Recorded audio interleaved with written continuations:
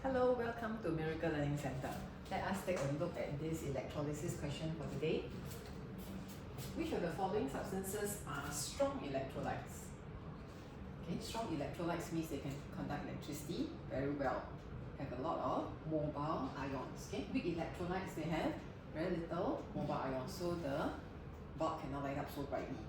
Okay, strong electrolytes, sodium hydroxide is a strong alkaline, so it has a lot of sodium ions and hydroxide ions. Okay, HCl, we also have H plus and Cl minus mobile ions. Concentrated sodium chloride, we also have Na plus and Cl minus. Pure water cannot conduct electricity. Okay, so the answer is just 1, 2, 3. So what are weak electrolytes? Weak electrolytes are things like they are not so soluble in water. For example, calcium hydroxide equals ammonia.